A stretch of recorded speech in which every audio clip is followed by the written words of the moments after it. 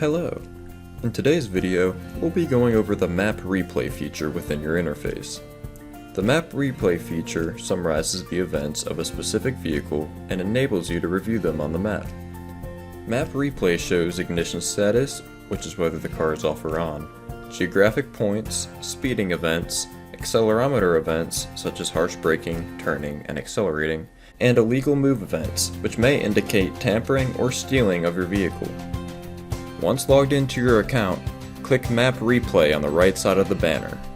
This will bring up the Map Replay page. Select the truck you'd like to view, then choose Leave Point Locations on or off. These points refer to the locations that you've created geofences for. To learn how to create a point, refer to the basic geofences video. Next, choose the time frame that you would like to view for this vehicle. Next to Replay mode, choose Truck Activity. This will show you a visual representation of the events on your map. Next, select the View mode.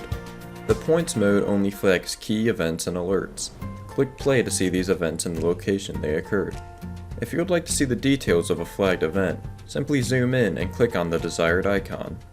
Clicking on an icon will give you the event time, latitude and longitude, truck status, and address. You can also view them in the table below. Clicking the icon in this table will inflate the event balloon on your map. Next, we will go over the Points and Lines View mode. Upon clicking play, you will see the icons slowly appear along the vehicle's route that signify events in the order they happened. Choosing the Route View mode will show a generated route created from Google Maps' best idea of the path taken.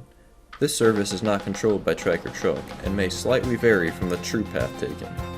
The routing function shows an animated version of the route the driver took and the key events and alerts recorded along the way. You are now ready to fully utilize the Map Replay function within your interface.